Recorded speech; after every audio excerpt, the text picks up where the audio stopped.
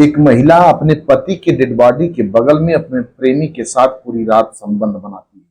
फिर जब सवेरा होता है, सच्चाई लोगों के सामने आती है। सभी लोग जब इस सच्चाई को जानते हैं, दंग रह जाते हैं कि आखिर वो कैसी महिला थी जो अपने पति की डेड बॉडी के बगल में अपने प्रेमी के साथ पूरी रात संबंध बना रही थी। आइए पूरी कहानी समझते हैं कि आखिर वो महिला कौन थी और वो किससे संबंध बना रही थी। नमस्कार, प्रणाम। हम अजीत यादव तेरा भाई, हमारे इस चैनल में आप सबका बहुत बहुत स्वागत है। अगर आप लोग हमारे इस चैनल को सब्सक्राइब नहीं किए हों तो आप सबसे निवेदन है आप लोग हमारे इस चैनल को सब्सक्राइब करें, लाइक करें, कमेंट करें। ये सच्ची घटना बिहार के समस्तीपुर जिले की है। यही एक थाना लगता है मुफस्सिल। इसी थाना क्षेत्र के अंतर्गत एक गांव आता है लंगुनिया रघुकंठ गांव।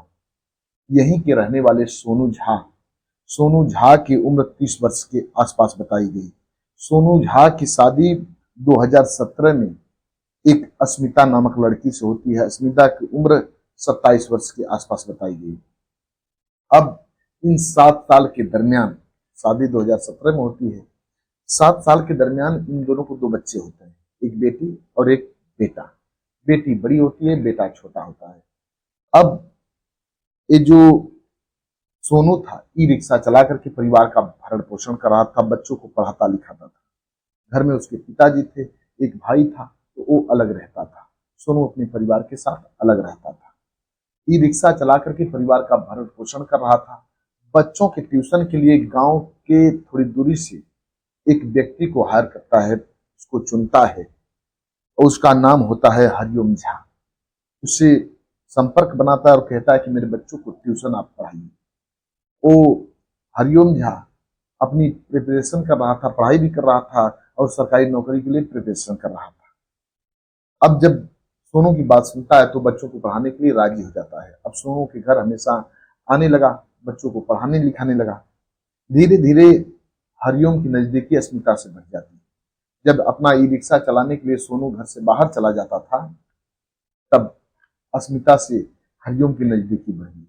अब धीरे धीरे दोनों के प्रेम प्रसंग काफी आगे बढ़ने लगते हैं। दोनों एक दूसरे के साथ नाजायज संबंध भी बनाने लगते हैं। बच्चे जब स्कूल चला जाया करते थे तो मौका निकाल करके हरिओम घर चला आता था और अस्मिता के साथ नाजायज संबंध बनाता था। एक दिन की बात है, दोपहरी में ए सोनू अपनी पत्नी को उस प्रेमी के साथ नाजायज संबंध बनाते हुए देख लेता है। पत्नी को काफी भला बुरा कहता है। फिर इसके बाद कोचिंग टीचर को घर से भगा देता है, कहता है कि तुम्हें मेरे बच्चों को नहीं पढ़ाना लिखाना। वो चला जाता है, लेकिन अस्मिता उससे बातें करना बंद नहीं करती। धीरे धीरे समय बीतने लगता है। एक दिन की बात है, अस्मिता पूरी प्लानिंग बनाती है, अपने दोनों बच्चों को अपने मायके भेज देती है। लेकिन 2 दिन बाद एक जो बेटी थी वो घर चली आती है। बेटा जो था अपने ननिहाल में रहता है। दिन था 25 जुलाई का। 25 जुलाई 2025 की रात 12 बजे के करीब सोनू शराब पी करके अपने घर आता है। देखता है अस्मिता अपने उस प्रेमी के साथ नाजायज संबंध बना रही है। अब सोनू जब अपनी पत्नी को इस अवस्था में देखता है, पत्नी को काफी भला बुरा कहता है और हरिओम से लड़ाई करने लगता है। जब हरिओम से लड़ाई करने लगता है तो सोनू तो नशे की अवस्था में था, कुछ कर नहीं पा रहा था और जो हरिओम था बिल्कुल ठीक ठाक था। अब सोनू झा को जमीन पर पटक करके डंडों से पीटने लगता है। फिर इसके बाद कुछ ही देर बाद सोनू की मौत हो जाती है। इतनी बुरी तरह से मारता है कि लहूलुहान होकर के सोनू गिर जाता है, उसकी मौत हो जाती है। फिर इसके बाद बिजली का करंट दे करके उसको मौत की घाट पूरा उतार देता है। उसे शक था कि अभी जिंदा है तो इसलिए बिजली का करंट देता है। फिर इसके बाद उसके डेड बॉडी के बगल में उसकी पत्नी अस्मिता के साथ वो हरिओम पूरी रात नाजायज संबंध बनाता है। अस्मिता अपने प्रेमी के साथ नाजायज संबंध पूरी रात बनाती है। अपने पति बगल में मृत पड़ा हुआ था, एक दूसरे कमरे में बेटी थी। अब धीरे धीरे सवेरा होता है, अस्मिता इधर उठती है, उसका प्रेमी अपने घर भाग जाता है। फिर इसके बाद रोते बिलखते चीखते चिल्लाते अपने ससुर के पास जाती है। ससुर का नाम टुनटुन झा होता है। बरामदे में सोए हुए थे, बरामदे में एक बगल कोठरी थी, उसी में सोए हुए थे। उनके पास जाकर कहती है कि मेरे पति को बिजली का करंट लग गया, उनकी मौत हो गई। दौड़ करके पिता अर्थात सोनू झा के पिता जब जाते हैं, बेटे को देखते हैं, उस अवस्था में उन्हें डाउट हो जाता है कि मेरे बेटे को बिजली का करंट नहीं लगा है, ये मेरी जो बहू है स्मिता, इसी ने हत्या की है। अब तुरंत पुलिस को सूचना दे देते हैं। जब डंडे से हरिओम प्रहार किया था तो डंडे का निशान दिख रहा था, बिजली का करंट जो लगा था घाव का निशान बन चुका था, दाया हाथ सोनू का टूट चुका था। उन्हें पूरा डाउट था, इसलिए पुलिस को सूचना दे देते हैं। मुफस्सिल थाना की पुलिस आती है और डेड बॉडी को अपने कब्जे में लेती है, पोस्टमार्टम के लिए डेड बॉडी भेज देती है। फिर इसके बाद अस्मिता को अपने हिरासत में पुलिस लेती है। पुलिस को भी पूरा डाउट हो गया था, जो चोट के निशान पुलिस देखती है तो उसे भी लग रहा था कि महिला पूरी साजिश के तहत अपने पति की हत्या की।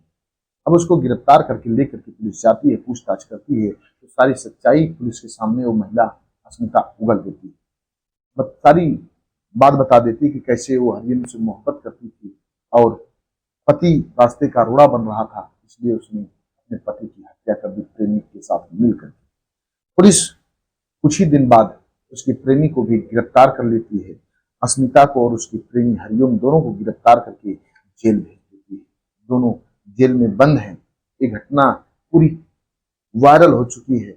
इस घटना को जो कोई सुन रहा है, सभी के रोंगटे सिहर उठते हैं कि आखिर एक महिला अपने प्रेमी के साथ अपने पति की डेड बॉडी के बगल में पूरी रात संबंध बनाती है।